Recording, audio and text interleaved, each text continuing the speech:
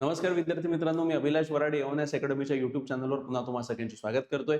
विद्यार्थी मित्रांनो, आजचा जो आपला व्हिडिओचा विषय आहे तो अत्यंत महत्त्वपूर्ण आहे आणि स्पेसिफिकली जे नवीन विद्यार्थी असतात त्यांना या विषयासंदर्भात डाऊट असतात तो म्हणजे की बुक लिस्ट काय. आता एमपीएससी राज्यसेवेची प्रिपरेशन तर करायची आहे, पण सर बुक लिस्ट कोणती आहे, कोणत्या पुस्तकं वाचायला पाहिजे, कोणत्या पुस्तकं वाचायला नकोत आणि त्यामध्ये देखील एनसीईआरटीचं महत्त्व काय आहे किंवा बालभारतीच्या ज्या पुस्तकं आहे यांचं महत्त्व काय आहे आणि कुठे आपण रेफरन्स पुस्तकं अवॉइड करून आपण एनसीईआरटी आणि बालभारतीवरच रिला लावू शकतो. तर या सगळ्या गोष्टींसंदर्भात इत्थंभूत माहिती आपण आजच्या सेशनमध्ये तिथं डिस्कस करणार आहे. तर आजचं जे आपलं सेशन आहे विद्यार्थी मित्रांनो ते म्हणजे टायटलच आहे एमपीएससी राज्यसेवा बुक लिस्ट. आणि या बुक लिस्टमध्ये मी तुम्हाला दोनही परीक्षांसाठी म्हणजे पूर्व परीक्षा असू द्या, मुख्य परीक्षा असू द्या आणि या दोनही परीक्षेचे इंग्रजी आणि मराठी या दोनही भाषेतले सोर्सेस इथं आपण डिस्कस करणार आहे. चला तर सुरुवात करूया. हे बघा, सर्वप्रथम मी सुरू करण्याच्या आधी हे लेक्चर तुम्हाला सांगू इच्छितो विद्यार्थी मित्रांनो की इथे जास्त करून मी पुस्तकांवर जे वेटेज इथे दिलेलं आहे ते एनसीईआरटी आणि बालभारतीच्या ज्या पुस्तक आहे म्हणजे राज्य शासनाचा असू द्या किंवा एनसीईआरटीच्या असू द्या त्याच्यावर आपला जास्त फोकस असणार आहे. कारण तिथून जो डेटा तुम्हाला ऑथेंटिक डेटा मिळतोय तो तुम्हाला कमी एफर्ट्समध्ये चांगला डेटा तिथून तुम्हाला कंपाईल करता तिथे इझिली अवेलेबल करून दिलेला आहे, तर तो तुम्ही यूज करू शकता. आणि जिथे आपल्याकडे एनसीईआरटी किंवा बालभारतीचा रिसोर्स नाहीये तिथे आपण रेफरन्स पुस्तकांना आधार घेऊ शकतो. तर चला तर पहिले सुरुवात करूया. आपण इथे आता जे पुस्तकांचं वर्गीकरण केलंय विद्यार्थी मित्रांनो तर जीएस पेपर 1, 2, 3 आणि 4 अशा 4 पेपरमध्ये केलंय. आणि त्याच्यातही मी जिथे जिथे पुस्तकं सांगेल तर त्यांचं महत्व पूर्व आणि मुख्य या दोन्ही परीक्षेमध्ये तुम्हाला सांगणार आहे. तर आता जीएस पेपर 1 बद्दल बोलायला गेलं तर पहिला टॉपिक येतो भारतीय कला आणि संस्कृती. यामध्ये जर आता इंग्लिश मधला रिसोर्स तुम्ही बघितला विद्यार्थी मित्रांनो तर 11वीची एक एनसीईआरटी आहे अन इंट्रोडक्शन टू इंडियन आर्ट. याला इंग्रजीमध्ये युपीएससीचे मुलं रेड बुक म्हणतात. तर ही पुस्तक आवर्जून तुम्ही वाचायला पाहिजे. तुम्ही मराठी माध्यमातले जरी असेल तरी तुम्ही ही पुस्तक एकदा बघायला पाहिजे. कारण काय ना, आर्ट अँड कल्चर जर तुम्हाला चांगला अभ्यास करायचा असेल तर बेस्ट माध्यम आहे की तुम्हाला इमेजेस वगैरेच्या माध्यमातून याचा अभ्यास योग्य पद्धतीने होतो. तर ह्या इमेजेस या पुस्तकामध्ये योग्य प्रकारे दिलेल्या आहे. ही पुस्तक तुम्ही एकदा तुमच्या डोळ्याखालून गेलीच पाहिजे. आणि दुसरं म्हणजे जर तुम्ही इंग्रजीमध्ये अभ्यास करणार असाल तर रेफरन्स पुस्तक जी आहे ती आहे नितीन सिंघानिया यांचे इंडियन आर्ट अँड कल्चर. ठीक आहे, खूप बल्की पुस्तक आहे विद्यार्थी मित्रांनो, पण जेवढं कामाचं आहे तेवढं जरी तुम्ही अभ्यास केला तरीही पुरे. ठीक आहे, तर हे इंग्रजी माध्यमातून झाले. त्यानंतर पुढे बघूया. आता आपल्या बालभारतीचं जर बघायला गेलं तर 11वी आणि 12वीच्या एकूण 4 पुस्तकं आहेत आर्ट अँड कल्चरच्या. त्या कोणत्या कोणत्या आहेत तर इथे मी सरसरी इमेजेस लावल्या. एक म्हणजे 11वीची कलेचा इतिहास व रसग्रहण हा एक 11वीचं पुस्तक आहे. दुसरं 11वीचं दुसरं भारतीय संगीताच्या इतिहासाचा इतिहास व विकास. आता यामध्ये लक्षात ठेवा विद्यार्थी मित्रांनो, या पुस्तका मी स्वतः पूर्ण चाळून घेतलेल्या आहे. यामधल्या काही सेगमेंट काही स्पेसिफिक चॅप्टर्सच महत्वाचे आहे, पूर्ण पुस्तकं या महत्वाच्या नाहीये. मी परत परत सांगतोय, रेफरन्स पुस्तका किंवा एनसीईआरटीच्या पुस्तका किंवा बालभारतीच्या पुस्तका जेव्हा आपण वाचायला जातो तर आपण काय करतो, पहिल्या पानापासून शेवटच्या पानापर्यंत आपण सतत तिथं वाचत राहतो. तसं करू नका. सिलेबस बघा, सिलेबसच्या आधारावर तिथे टॉपिक काय आहे आणि तो टॉपिक आपल्याला कामाचा असेल तर वाचा, अन्यथा वाचू नका. म्हणून परत परत सांगतोय, सिलेबस आपल्या हातात कंटिन्यूस ठेवायचा. आणि जर तुम्हाला सिलेबसची कॉपी तुमच्याकडे नसेल तर तुम्ही कमेंट सेक्शन मध्ये माझा नंबर दिलेला आहे, सरळ तिथे मला व्हॉट्सअप करा आणि मी तुम्हाला तुमचा सिलेबस जो आहे तुमच्या नंबरवर पाठवेल. ठीक आहे. त्यानंतर भारतीय कला आणि संस्कृतीमध्ये इयत्ता 12वीची पुस्तक आहे, ती आहे कलेचा इतिहास व रसग्रहण. तर हे 12वीचं पुस्तक आहे. आणि दुसरं 12वीचं पुस्तक म्हणजे भारतीय संगीताचा इतिहास व विकास. अगेन परत सांगतोय की याच्यातले काही मोजकेच चॅप्टर तुम्हाला कामाचे आहे. तर हे झाले बालभारतीचे रिसोर्सेस आर्ट अँड कल्चरसाठी. आणि जर हे रिसोर्सेस तुम्ही एकदा डोळ्याखालून तिथे जाऊ द्या, जेणेकरून तुम्हाला बऱ्याचसा कंटेंट आर्ट अँड कल्चरचा तुम्हाला या पुस्तकातून मिळून जाईल. आणि जर उरलेला जो कंटेंट आहे तो तुम्ही ती 11वीची एनसीईआरटीची पुस्तक आहे त्याच्यातून घेऊ शकता किंवा नितीन सिंघानियाचं जे आर्ट अँड कल्चरचं रेफरन्स पुस्तक आहे त्याच्यातनं. ठीक आहे. त्यानंतर आता आर्ट अँड कल्चरमध्येच ठीक आहे भारतीय कला आणि संस्कृती मधला पुढचा टॉपिक जो आहे तो भक्ती चळवळ व त्याचे तत्वज्ञान. तर याच्या संदर्भात जी काही माहिती आहे विद्यार्थी मित्रांनो ती तुम्हाला वायसीएमयू म्हणजे यशवंतराव चव्हाण मुक्त विद्यापीठाच्या ज्या नोट्स आहेत त्याच्यामधनं तुम्हाला पर्याप्त माहिती तिथं मिळून जाईल. किंवा भक्ती चळवळ जर तुम्हाला वायसीएमयूचे नोट्स टाळायचे असतील तर बेस्ट माध्यम आहे 11वी आणि 12वीची जी एनसीईआरटीच्या इतिहासाची, त्यामध्ये तुम्हाला भक्ती मुवमेंट बद्दल इनफ माहिती तुम्हाला त्याच्यात दिलेली असेल. आणि हे लक्षात ठेवा की भक्ती मुवमेंट भक्ती चळवळीबद्दल तुम्हाला जे प्रश्न जास्त करून विचारले जाणार आहे ते महाराष्ट्रातल्या भक्ती चळवळीबद्दल असणार आहे. म्हणून बेटर आहे की जर तुम्ही वायसीएमयूचं नोट्स एकदा डोळ्याखालून गेले आणि त्यामधल्या महाराष्ट्रामधली भक्ती चळवळ जर तुम्ही योग्य पद्धतीने जाणून घेतली, त्याच्याबद्दल माहिती जर तुम्हाला असेल तर पुरे आहे. त्यानंतर दुसरं टॉपिक जीएस पेपर 1 मधला तो आहे आधुनिक भारताचा इतिहास. आता या आधुनिक भारताच्या इतिहासामध्ये विद्यार्थी मित्रांनो जर तुम्ही मराठीतून करत असाल अभ्यास,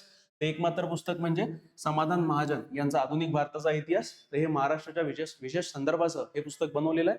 तर ते तर हे तुम्ही वाचायला पाहिजे. जर तुम्ही इंग्लिशमध्ये अभ्यास करत असाल तर तुमच्याकडे दोन ऑप्शन आहे विद्यार्थी मित्रांनो. एक तर मॉडर्न इंडिया 12वीची जी एनसीईआरटी आहे जुनीवाली बिपिन चंद्रांनी लिहिलेली ही वाचू शकता, किंवा तुम्ही स्पेक्ट्रमची पुस्तक जी आहे brief history of modern India ही वाचू शकता. पण परत सांगतोय या दोघांपैकी कोणती एक पुस्तकच वाचा. आता आम्ही जी रिकमेंड करतो ती करतो पहिलीवाली, म्हणजे स्पेक्ट्रमची जी पुस्तक आहे brief history of modern India, ही जरी पुस्तक तुम्ही वाचली तरी तुमचं योग्य प्रकारे इथं मॉडर्न हिस्ट्री कम्प्लीट होऊ शकतं. पण त्यामध्ये देखील महाराष्ट्राचा संदर्भ महत्वाचा आहे. मी परत परत सांगतोय, विद्यार्थी काय करतात, युपीएससी वाल्याला वाटतं की मी जो अभ्यास करतो त्याच्यावर माझा एमपीएससी होऊन जाईल.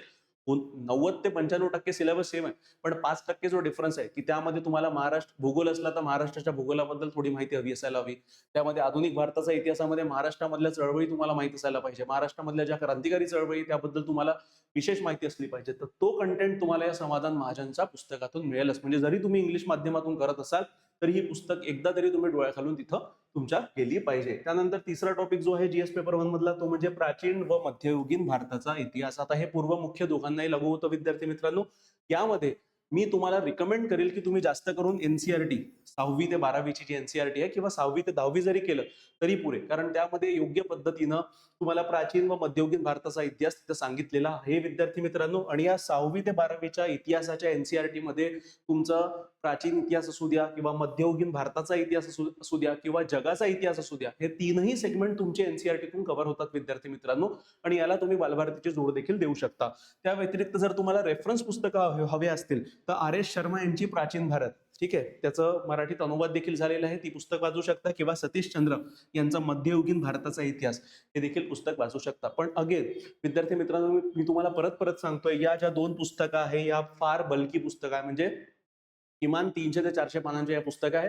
आता एवढ्या पुस्तकं वाचून आपल्याला प्रश्न किती येणार आहे, तर 3-4 प्रश्न पूर्व परीक्षेमध्ये येणार आहे. म्हणजे ते तुम्ही हे जे काही गणित असतं की जेवढे आपण एफर्ट्स टाकतोय त्याच्या तुलनेत आपल्याला तेवढे मार्क मिळतील का किंवा तेवढे प्रश्न पडतील का, तर हा या सगळ्यांचं गणित तुम्ही आधारावरच तुम्ही डिसाईड करायला पाहिजे की तुम्ही या मोठ्या मोठ्या पुस्तकं वाचायच्या की साधं एनसीईआरटी वाचून देखील तुमचं बऱ्या प्रमाणात प्रिपरेशन होऊ शकतं. आणि सर्वात महत्वाची गोष्ट म्हणजे की प्राचीन व मध्ययुगीन भारतामध्ये सर्वात महत्वाची गोष्ट जी तुम्हाला लक्षात असली पाहिजे ती म्हणजे क्रोनॉलॉजी म्हणजे कोणता राजा पहिले आला, त्याच्यानंतरचा कोणता आला, ठीक आहे, कोणत्या राजाच्या काळात काय गोष्टी झाल्या, तर या सगळ्या बाबी तुम्हाला तिथं माहित असल्या पाहिजे. आणि मला असं वाटतं की 6वी ते 12वी एनसीईआरटी जरी तुम्ही योग्य पद्धतीनं केलं तरी तुमचा एवढाच हा सेगमेंट इझिली कव्हर होऊ शकतो. ठीक आहे. त्यानंतरचा चौथा जो आस्पेक्ट पॉइंट आहे जीएस पेपर 1 मधला तो म्हणजे स्वातंत्र्योत्तर एकत्रीकरण आणि देशांतर्गत पुनर्रचना, ज्यालाच आपण स्वातंत्र्यानंतरचा भारत म्हणतो. आता यासाठी मी रिकमेंड करेल विद्यार्थी मित्रांनो की एक वेब सिरीज आहे, ठीक आहे, युट्यूबवर एक सिरीज आहे, त्याला प्रधानमंत्री नावाची एक सिरीज आहे, ती तुम्ही बघू शकता. त्यामध्ये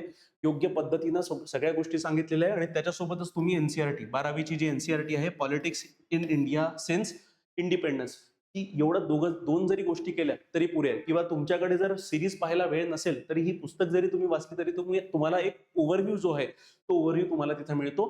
आणि स्वातंत्र्यानंतरचा भारता संदर्भात रेफरन्स पुस्तक तुम्हाला जी स्पेक्ट्रम पुस्तक मी तुम्हाला सांगितली आधुनिक भारताच्या इतिहासाची, त्याच्यामध्ये बराचसा सेगमेंट याचा कव्हर केलेला आहे. किंवा जर तुम्हाला स्पेसिफिक पुस्तक हवी असेल रेफरन्स पुस्तक, तर मग तुम्ही इंडिया सिन्स इंडिपेंडन्स, ठीक आहे, जी बिपिन चंद्रांनी लिहिली आहे ही वाचू शकता. पण अगेन ही बल्की पुस्तक आहे, मी रिकमेंड करत नाही. ठीक आहे, तुम्ही आता आम्हाला विचारता 10 वेळा म्हणून मी इथे दाखवलेली आहे, पण माझ्या हिशोबाने तुम्ही या दोन गोष्टी जरी केल्या, तुम्ही जर 2027चं प्रिपरेशन करत असाल तर तुमच्याकडे फावला वेळ आहे. तुम्ही या दोन गोष्टी जरी केल्या तरी तुम्हाला स्वातंत्र्यानंतरचा भारताच्या संदर्भात ज्या काही गोष्टी आहेत परीक्षा भूमी, त्या गोष्टी तुम्हाला इथून कळून जातील. ठीक आहे. त्यानंतर 5वा जो टॉपिक आहे जीएस पेपर 1 अंतर्गत तो म्हणजे जगाचा इतिहास किंवा वर्ल्ड हिस्ट्री. आता बघा विद्यार्थी मित्रांनो, मी परत सांगतोय, एक प्राचीन इतिहास असू द्या, मध्ययुगीन भारताचा इतिहास असू द्या आणि जगाचा इतिहास असू द्या, या तीनही टॉपिक तुमचे एनसीईआरटीतून चांगल्या पद्धतीनं कव्हर होतात. त्यामध्ये 9वीची एनसीईआरटी आणि 10वीची एनसीईआरटी, या दोन एनसीईआरटी जरी तुम्ही योग्य पद्धतीनं वाचल्या तरी तुमचा जगाचा इतिहास त्याच्यामधून कव्हर केला जाईल. आणि जुन्या एनसीईआरटी असेल तर अतिउत्तम. आता मी नवीन सांगतो, यामध्ये देखील बराचसा सेगमेंट आहे. आणि बघा, जगाचा इतिहास किंवा वर्ल्ड हिस्ट्रीवर किती प्रश्न पडतात, 1 किंवा 2 प्रश्न पडतात विद्यार्थी मित्रांनो. आणि त्यामध्ये देखील हॉट टॉपिक्स कोणते आहे, हॉट टॉपिक्स म्हणजे फ्रेंच राज्यक्रांती, अमेरिकन राज्यक्रांती, इंडस्ट्रियल रिव्होल्यूशन. ठीक आहे, तर हे जे काही 4-5 गोष्टी आहेत याच गोष्टींवर युपीएससी तिथं सतत प्रश्न विचारते. म्हणजे काय, तर आपला आयोग देखील याच 4-5 टॉपिकच्या अवतीभोवती तिथे प्रश्न विचारण्याची शक्यता दाट आहे. म्हणून या वर्ल्ड हिस्ट्रीसाठी किंवा एक किंवा 2 प्रश्नांसाठी एवढं मोठं रेफरन्स पुस्तक वाचायची काही आवश्यकता नाही. पण तुमच्या माहितीसाठी दिलेलं आहे के सागर पब्लिकेशनचा आधुनिक जगाचा इतिहास हे पुस्तक जे आहे, ठीक आहे, ते अनिल काळे यांनी मराठीत अनुवाद केलेला आहे आणि मूळ लेखक हुकुमचंद जैन आणि कृष्णाचंद्र माथुर.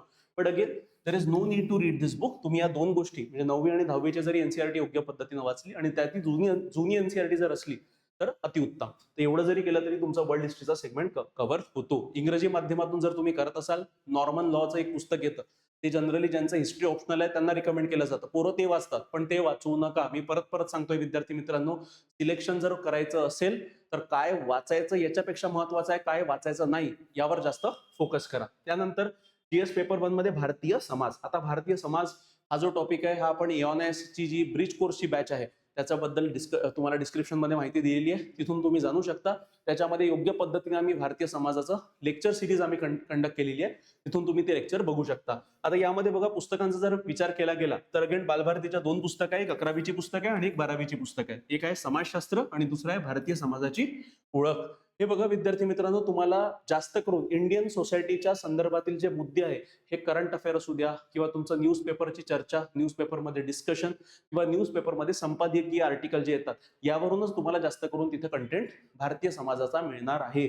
यामध्ये जर तुम्हाला रेफरन्स पुस्तक हवी असेल तर हिंदी आणि इंग्रजी माध्यमातून Bharatiya Samaj, Indian society bye Ram हुजाचं एक पुस्तक आहे. बट अगेन खूप बल्की पुस्तक आहे विद्यार्थी मित्रांनो, वाचायची आवश्यकता नाही. कारण एवढं जर पुस्तक वाचत गेले तर अगेन तुमचा वेळ चालला जाईल आणि असे जे भारतीय समाजासंदर्भात जे काही प्रश्न येतात हे चालू घडामोडींसंदर्भात जास्त असतात. म्हणून जास्त करून तुम्ही जे करंट अफेअरच्या मॅगझिन असू द्या किंवा लोकराज्य मॅगझिन किंवा योजना मॅगझिन याच्यामध्ये जर काही विषय येत असतील किंवा पेपरमध्ये काही विषय येत असतील तर त्याच्यावर थोडं अपडेट ठेवा, जेणेकरून तुमचा या टॉपिकचे जे प्रश्न आहेत ते तुमचे तिथे सुटून जातील आणि बेसिक ज्या गोष्टी आहेत त्या या 2 एनसीईआरटीना किंवा या 2 बालभारतीच्या पुस्तकात तिथं कव्हर केल्या जातात. ठीक आहे, किंवा एनसीईआरटीची पुस्तकं तुम्ही 11वी 12वीच्या वाचू शकता. त्यानंतर भूगोल. आता भूगोलाच्या संदर्भात जर बघायला गेलं तर फार सोपं आहे विद्यार्थी मित्रांनो. जर तुम्ही इंग्रजी माध्यमातून जर प्रिपरेशन करणारे असाल तर त्यामध्ये 11वी 12वीच्या ज्या 4 एनसीईआरटी आहे, ठीक आहे, एक इंडिया पीपल अँड इकॉनॉमी, त्यानंतर human geography, fundamentals of physical geography आणि इंडियन ज्योग्राफी, या 4 पुस्तकं जरी तुम्ही योग्य पद्धतीने याचा अभ्यास केला तरी तुमचं ज्योग्राफी जे आहे फिजिकल एज वेल एज इंडियन याच्यामध्ये कव्हर होतं आणि त्याच्यासोबतच जोडीला तुमचं जीसी लिओनचं एक पुस्तक जे आहे हे तुम्ही वापरू शकता. बट अगेन एमपीएससी साठी जर तुम्ही स्पेसिफिकली अभ्यास करत असाल तर या 4 पुस्तकंही त्यामध्ये इनफ आहेत. आता हे लक्षात ठेवा, ज्योग्राफी जर म्हटलं विद्यार्थी मित्रांनो तर तुम्हाला भारताच्या ज्योग्राफीचा जर अभ्यास तर असायलाच हवा, पण महाराष्ट्राच्या भूगोलासंदर्भात देखील प्रश्न विचारण्याची दाट शक्यता आहे. त्यामुळे तुम्ही महाराष्ट्राचा भूगोल जो आहे, सौदी सरांचं जे पुस्तक आहे ते तुम्ही अभ्यासायला पाहिजे. यासोबत जे ॲटलस जे आहे, आता ॲटलस जनरली आम्ही ब्लॅक स्वानचं किंवा ओरिएंट ब्लॅक स्वान पब्लिकेशनचं रिकमेंड करतो. हे ॲटलस किंवा ऑक्सफर्डचं ॲटलस यापैकी कोणताही एक ॲटलस तुम्ही वापरू शकता. आणि मराठीतून जर तुम्ही प्रिपरेशन करणारे असाल तर भारताचा भूगोल माजिद हुसेन सरांचं जे पुस्तक आहे मॅग्रॉ हिलचं, हे तुम्ही तिथं वापरू शकता. ठीक आहे, तर म्हणजे एवढं जरी केलं तर तिथं पूर्व आणि मुख्य दोन्ही परीक्षेच्या अनुषंगानं तुमचं ज्योग्राफीचं प्रिपरेशन तिथं होऊ शकतं. ठीक आहे, त्यानंतर आता हे झाले जीएस 1च्या पुस्तका. नंतर आपण बघूया जीएस 2च्या पुस्तका.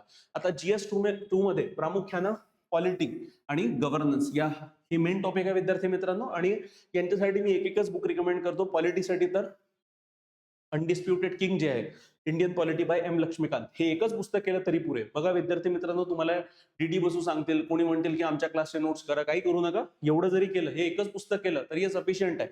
ठीक आहे, आणि गव्हर्नन्स साठी सुद्धा एम लक्ष्मीकांत सरांचं गव्हर्नन्स इन इंडिया हे के सागर पब्लिकेशनचं ट्रान्सलेटेड व्हर्जन आहे, ते देखील तुम्ही वाचू शकता. तर हे 2 पुस्तकं तुम्ही पॉलिटी आणि गव्हर्नन्स साठी. त्यानंतर सोशल जस्टिससाठी. आता सामाजिक न्यायाच्या संदर्भात मी अगेन सांगतोय, एओनएस अकॅडमीची जी ब्रिज कोर्सची बॅच आहे त्याची लिंक डिस्क्रिप्शन मध्ये दिलेली आहे, तिथून आम्ही व्हिडिओज टाकलेले आहेत. तर ते व्हिडिओ सर्व तुम्ही बघू शकता. आणि या व्यतिरिक्त चालू घडामोडी करंट अफेअर्स मध्ये ज्या काही गोष्टी येत आहेत न्यूजपेपरमध्ये, आता न्यूजपेपर सुद्धा जर तुम्ही इंग्रजीमध्ये करत असाल तर हिंदू किंवा इंडियन एक्सप्रेस, आणि जर मराठीत करत असाल तर लोकसत्ता आणि मटा. आणि क्लास नोट्स म्हणजे एओनएस अकॅडमीने जे काही क्लास नोट्स प्रोव्हाइड केलेले आहेत त्याच्या माध्यमातून देखील तुमचा अभ्यास सोशल जस्टिस किंवा सामाजिक न्यायाचा त्याच्यात इन्क्लूड होऊन जाईल. त्यानंतर तिसरा जो टॉपिक आहे जीएस पेपर 2 अंतर्गत, तो आहे आंतरराष्ट्रीय संबंध. ठीक आहे, आणि महत्वपूर्ण टॉपिक आहे विद्यार्थी मित्रांनो. आता आंतरराष्ट्रीय संबंधाला जर विचार केला गेला तर याची बुकलिस्ट मध्ये पहिलं जे नाव मी रिकमेंड करतो ते म्हणजे भारताच्या परराष्ट्र धोरणाचा पुनर्विचार. हे पुस्तक लिहिलंय राजीव सिकरी सरांनी आणि याचा मराठी अनुवाद अवेलेबल आहे मार्केटमध्ये.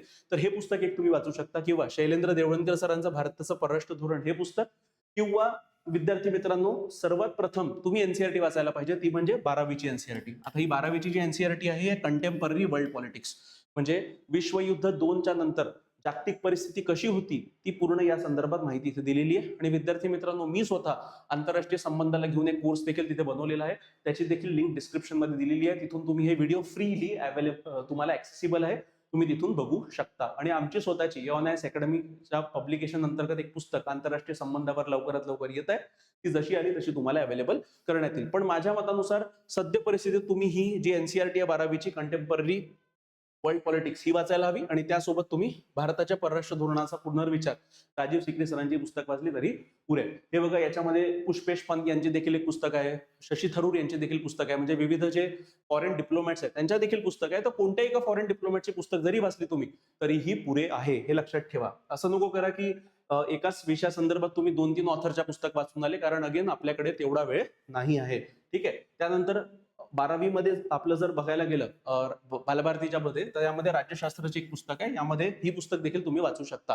म्हणजे 12वीची ती एक एनसीईआरटी आणि 12वीची बालभारतीची ही पुस्तक, या दोन पुस्तकाचं तुम्ही मस्ट आहे. त्याच्यासोबत एखादी तुम्ही ऑथरचे पुस्तक, जे म्हणतो की आपले परराष्ट्र कोणी फॉरेन डिप्लोमॅट वगैरे यांची एखादी पुस्तक तुम्ही वाचली तरीही पुरे आहे. आणि एओनायस अकॅडमीचे पुस्तक लवकरात लवकर येत आहे, त्यामध्ये फक्त परीक्षाभूमी डेटा तो आंतरराष्ट्रीय संबंधासाठी तुम्हाला आवश्यक आहे, ज्या मार्फत तुम्ही योग्य प्रकारे उत्तर लिहू शकता, असं पुस्तक आम्ही लवकरात लवकर मार्केटमध्ये आणतोय.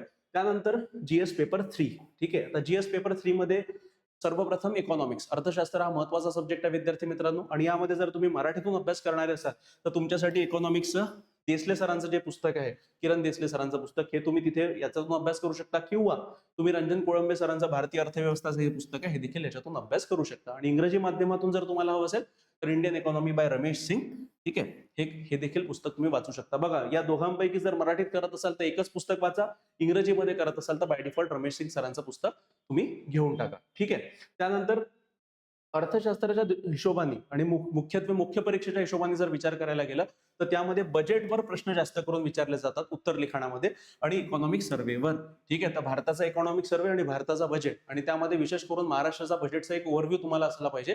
जे एखादा प्रश्न विचारला तर तो आपल्याकडे उत्तर लिहिण्याजोगा डेटा असला पाहिजे विद्यार्थी मित्रांनो. म्हणून इकॉनॉमिक्सचा मुख्य परीक्षेच्या दृष्टिकोनातून अभ्यास करताना बजेट आणि इकॉनॉमिक सर्व्हे याचा सखोल अभ्यास करणं आवश्यक आहे, कारण यावरच जास्त करून अर्थशास्त्राच्या रिलेटेड प्रश्न विचारले जातात. त्यानंतर दुसरा जो सब्जेक्ट आहे जीएस पेपर 3 मध्ये तो म्हणजे पर्यावरण, एन्व्हायरमेंट. आता एन्व्हायरमेंटचा जर तुम्ही मराठीमध्ये अभ्यास करणार असाल तर त्यामध्ये तुषार घोरपडे सरांचं पर्यावरणाचं पुस्तक आहे, ते तुम्ही घेऊ शकता. किंवा जर तुम्ही इंग्रजीमध्ये करणार असाल तर तुमच्याकडे 2 ऑप्शन आहे, एक तर PMFISचं एन्व्हायरमेंटचं पुस्तक किंवा एन्व्हायरमेंटचं शंकर आयसचं पुस्तक. या दोघांपैकी कोणतंही एक पुस्तक, मी तुमच्यासाठी ऑप्शन्स याच्यासाठी दिलेले आहे कारण मी हे पुस्तक स्वतः चाळलेले आहेत, हे मी पुस्तक स्वतः वाचलेले आहेत, आणि म्हणून मी तुम्हाला सांगतो की या दोघांपैकी कोणतंही एक, दोनही पुस्तक घेऊन डेटा वाढवायचा प्रयत्न करू नका. आपल्याला असं वाटतं की नाही सर मी सगळंच वाचायचं आहे मला, तसं करू नका विद्यार्थी मित्रांनो. आपल्याकडे वेळेची कमतरता आहे, आणि कमी वेळात जर तुम्हाला आउटपुट काढायचं असेल तर तुम्हाला योग्य प्रकारे नियोजन करणं आवश्यक आहे. आणि मुख्यत्वे त्यामध्ये नियोजन कशाचं, की कोणती पुस्तक वाचायची आणि कोणती पुस्तक नाही वाचायची. ठीक आहे. त्यानंतर आंतरिक सुरक्षा. आता बघा, इंटरनल सिक्युरिटी रिलेटेड मी अजून सांगेल की ह्या पुस्तकात मी इथे मेन्शन केलंय, पण हे पुस्तक घ्यायची काही आवश्यकता नाही विद्यार्थी मित्रांनो. इंटरनल सिक्युरिटी संबंधात ज्या काही चॅलेंजेस आहेत, जसं तुम्हालाही माहित आहे की नक्षलवाद एक प्रमुख समस्या आहे भारतापुढची, काळा पैसा एक प्रमुख समस्या आहे भारतापुढली, मग ड्रग ट्रॅफिकिंग एक प्रमुख समस्या आहे, ह्युमन ट्रॅफिकिंग एक प्रमुख समस्या आहे. ठीक आहे. तर हे जे काही विषय आहे आंतरिक सुरक्षा संदर्भात, हे आपण डेली बेसिसवर आपल्या वृत्तपत्रांमध्ये आपण वाचत असतो, करंट अफेअरमध्ये आपल्या वाचनात येतात. हाच डेटा तुम्हाला इथे लिहायचा विद्यार्थी मित्रांनो. आणि इंटरनल सिक्युरिटी रिलेटेड जर तुम्हाला व्हिडिओज हवे असतील किंवा कोर्स जॉईन करायचा असेल तर मी स्वतः याच्यावर लेक्चर सिरीज कंडक्ट केलेली आहे, त्याची देखील लिंक डिस्क्रिप्शन मध्ये दिलेली आहे. ब्रिज कोर्स आमचा आहे, तिथून तुम्ही बघू शकता. तर यामध्ये एओनायस क्लास नोट्स आणि न्यूजपेपर एवढं जरी केलं तरी पुरे. पण जर तुम्हाला रेफरन्स पुस्तकं हवे असतील तर आम्ही या 2 रेफरन्स पुस्तकं रिकमेंड करतो.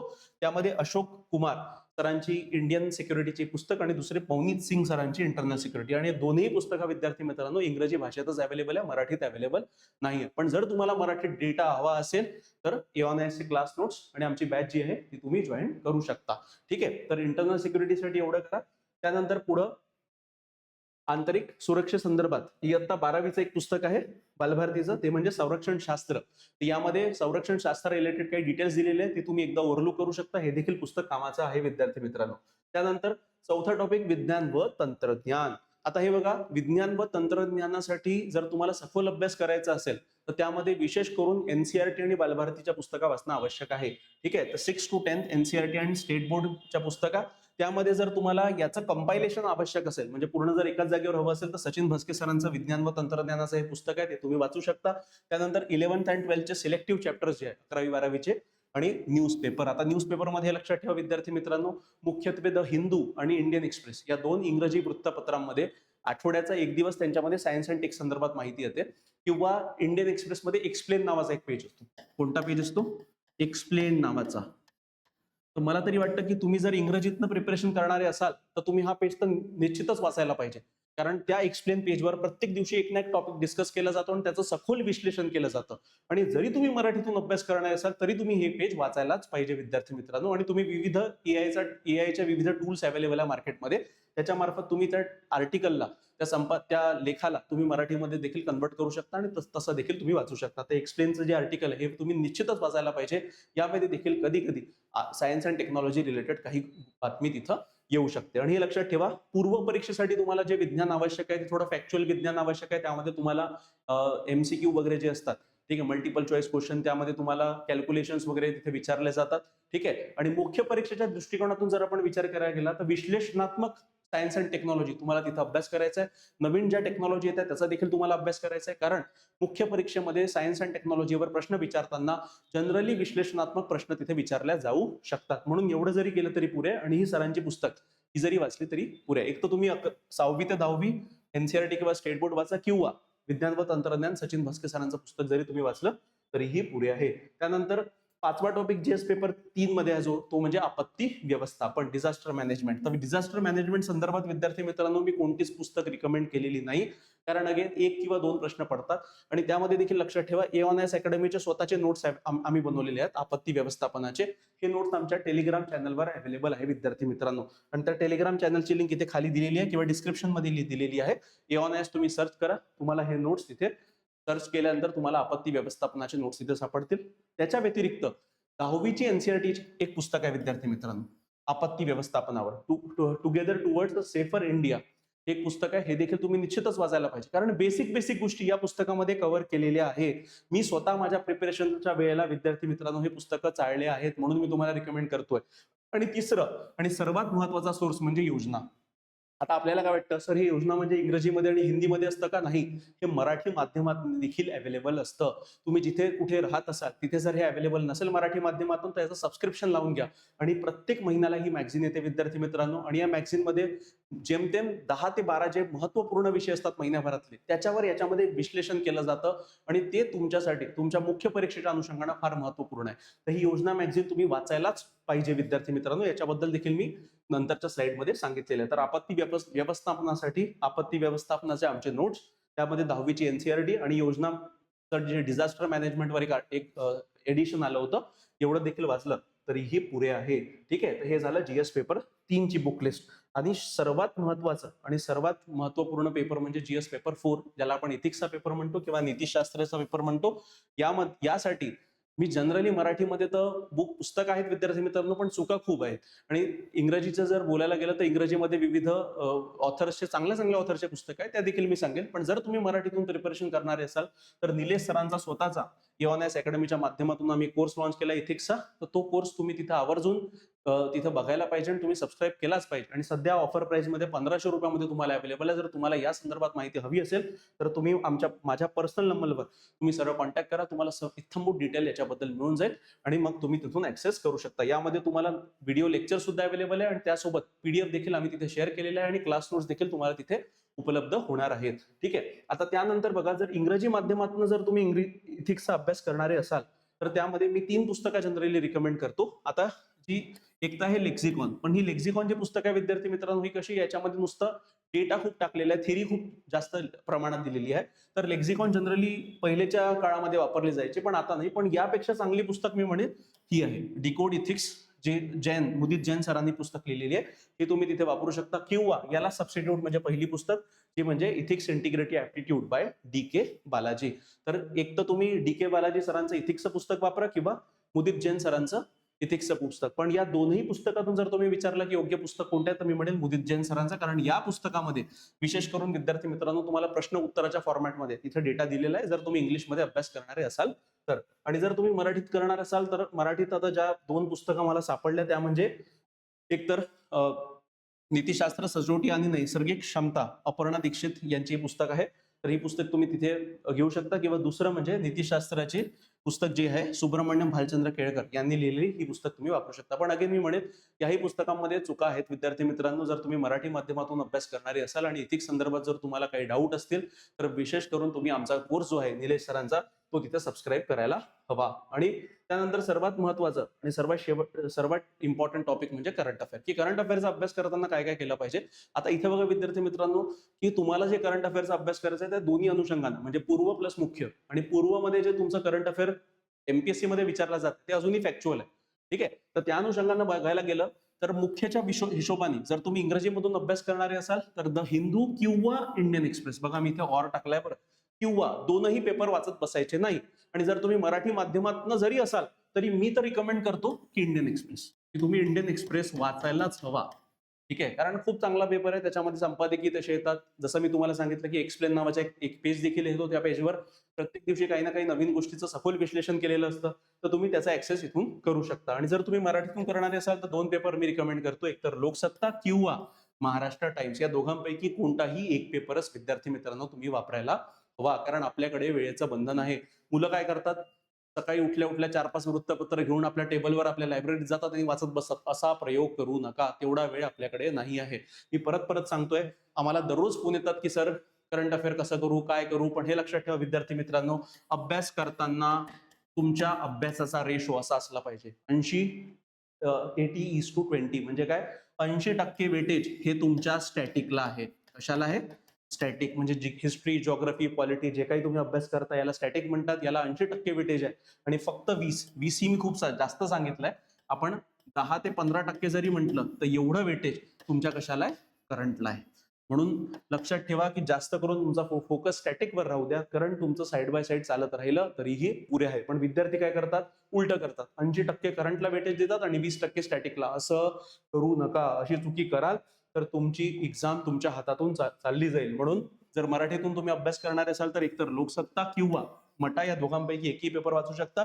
आणि मॅगझिनचा जर उल्लेख केला गेला, कोणतीही प्रायव्हेट मॅगझिन वाचू नका, एक्सेप्ट जर तुम्ही प्रिलिम्सचा अभ्यास करत असाल तर पूर्व परीक्षेसाठी परिक्रमा ही जी मॅगझिन आहे हे तुम्ही वापरू शकता, चांगली मॅगझिन आहे. आणि जर गव्हर्नमेंट मॅगझिनचा संदर्भ जर आपण देऊ इच्छितो, त्यामध्ये लोकराज्य मॅगझिन महाराष्ट्र शासनाचं आणि योजना मॅगझिन भारत सरकारचं, या 2 मॅगझिन पैकी एकही मॅगझिन जर तुम्ही वाचलं तरीही पुरे आहे.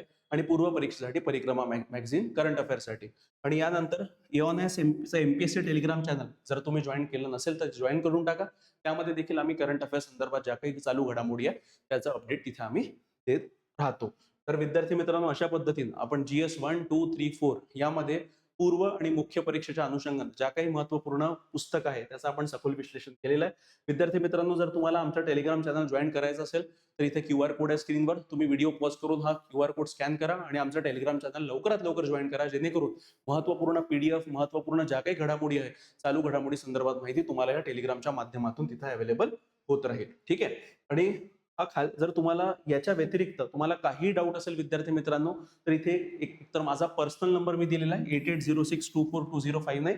या नंबरवर लगेच तुम्ही मला मेसेज किंवा कॉल करू शकता आणि तुम्हाला जे काही डाऊट आहे, सिलेबस संदर्भात काही डाऊट असेल, परीक्षे संदर्भात काही डाऊट असेल, प्रिपरेशन कशी करावी त्या संदर्भात काही डाऊट असेल, तर कोणताही विषय असेल तर तुम्ही सर मला या नंबरवर कॉल किंवा मेसेज करू शकता.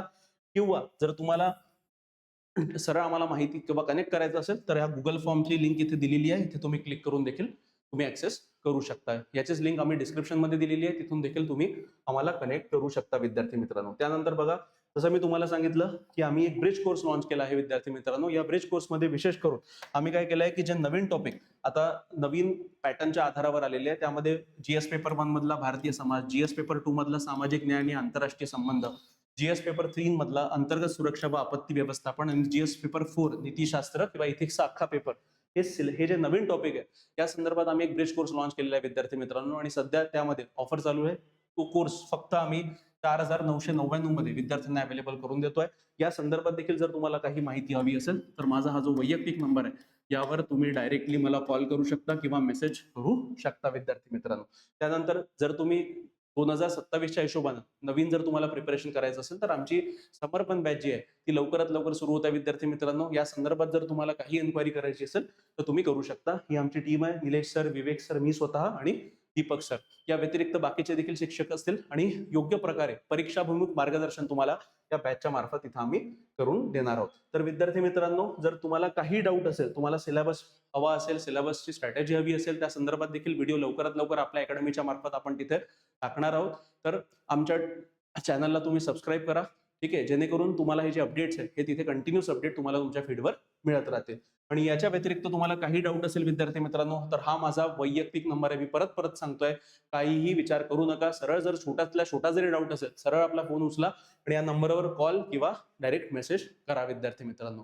ठीक आहे. तर अशा पद्धतीने या व्हिडिओमध्ये इतकंच विद्यार्थी मित्रांनो. तुम्हाला जर व्हिडिओ आवडला असेल तर व्हिडिओ लाईक करा, शेअर करा आणि चॅनलला सबस्क्राईब करायला विसरू नका. धन्यवाद विद्यार्थी मित्रांनो.